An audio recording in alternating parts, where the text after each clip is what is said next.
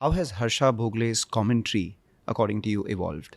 It is inevitable that it will evolve. Typically, it has to do with growing confidence. The growing confidence will reflect in the manner you speak, the manner you pause. A lot of people of my generation were told that people from England or Australia are better than you. And so you wanted to be like them. And so you'll find that everybody of my generation or slightly before would have had a little accent that you thought was a smart accent to have. In course of time, you realize I'm fine as I am.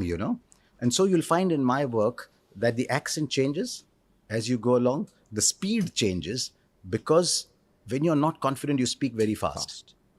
It's like a batter who's afraid of the ball, of the fast bowler, plays too many shots because he's not sure of his defense. The pauses arrive. As you get older, your voice deepens a little bit. It'll happen to you as well. As you get older, the voice deepens. So then you can play your voice a little bit more. So that happens when you start to own the pause, as the great Richie Benaud said. You do that. But commentary is very different from hosting.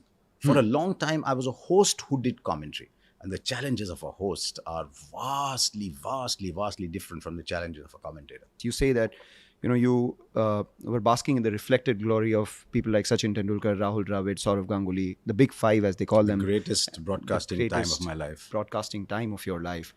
Now, you will have a Rohit retiring. You will have a Virat retiring. You will have a Dhoni retiring from the IPL. How will your perspective for that change versus the perspective of Sachin? Because there is that difference, right? How will you call that versus this? The relationship will be different. The individual relationship will be different. For example, I had been to Sachin's son's first birthday. I've been to Sachin's wedding. I've gone to Hyderabad to VVS Lakshman's wedding. I've been at a restaurant where Anil Kumble paid the bill. You always remember these things. Who pays the bill?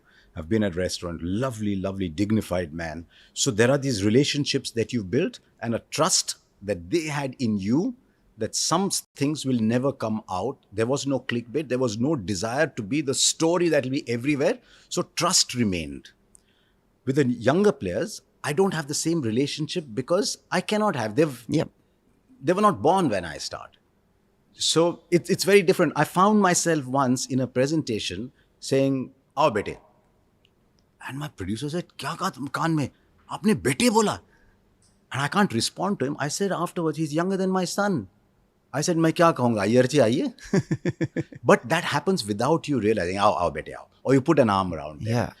So you've got to be careful not to talk down to them, but the emotion is very different when these are much younger players. And I just love watching. The tide always comes in, Mangalam. The one thing you see from the elements is the tide always comes in. So Tendulkar was there. The tide came in. Virat Kohli came in. MS Dhoni came in. The tide went out, as it always does. It will for all of us too. That Tendulkar went out, Rahul Dravid went out, Rohit Sharma came in, Virat Kohli went in. That tide will go out. Shubman Gill is in. Remember, we're still talking batters. See how conditioned we are. Anil Kumble came in, Ravichandran Ashwin came in, Jadeja came in. Slowly, that tide will go out too. And even in your profession, as you get older, you must be acutely aware that one day the tide will take you out as well. So how do you then stay relevant? The biggest challenge is to stay relevant. And it happened to me once. I was doing some work in a studio in Sony. And when I grew up, music was a big, Hindi film music was a big part of our lives. So I was surrounded by people. As soon as a song began, we would say, "Ye Madan Mohan ka hai, ye SD Burman ka hai, ye OP Nayyar ka hai." So we could recognize as you went along. So that was the upbringing. And someone played a cover drive. I don't remember who it was. And I said, "Wow, aisa laga jaise Manna Dey ne sahi sur pakda." And I looked around. People have no idea of Manna Dey, which is sad in itself. That told me two things. It told me, better stay relevant. This is a different era. And two, it said, if people don't remember a Manna Dey or Rafi, what are you, man? One of my favorite lines of yours, I'm not sure whether you remember them or not, is one of Dhoni's stumpings in, I think, the last IPL final. And you said that he didn't even grab the ball. He said to the ball that, "I'll pick you up on the way." Yeah. So I guess I might have said it. I might have said it, but Dhoni tends to draw good lines out of you without you realizing it. Point of view on Dhoni's retirement, impending retirement.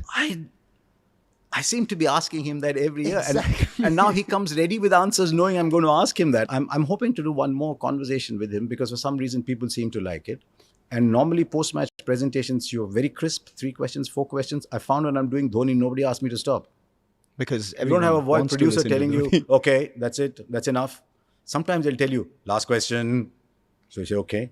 But with Dhoni, it doesn't seem to happen. And Dhoni is so much more relaxed. And yet, I do not know Dhoni at all. That brings me to my final question. You had said that Peter Roebuck describes himself as a lover of cricket and a lover of the English His language. twin loves, yes. He married the two and made a career out of that. Yes. I get a sense that you're a lover of music and sport and so many other things. Yes. What would you... I would love to do podcasts on music. I'd love to do podcasts on mathematics. I'd love to do podcasts on science. When we were growing up, science, you had to be good at science, man. And everything in life was explained by science. You had to be good at science and mathematics. So I'd love to be able to do podcasts. I don't like it when people say, yaar, wo na, mera maths har waqt kharab tha. I said, kyun? If you have something inside you that doesn't allow you to learn numbers, that's fine. You're dyslexic, whatever, I find now. But it's fashionable to say I was bad at mathematics. Why? You can be good at mathematics, just as I hate people say I was bad at school. It's not a badge of honor.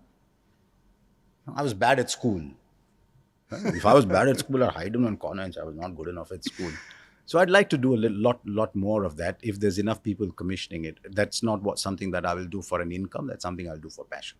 Thus spoketh the man who has an engineering degree and a management degree from IIM Ahmedabad. You speak about the world of cricket, eventually end up There's much at more, no? school. Cricket is a tiny part of it. Have you seen that there's a series called Cosmos by Carl Sagan when we were growing up.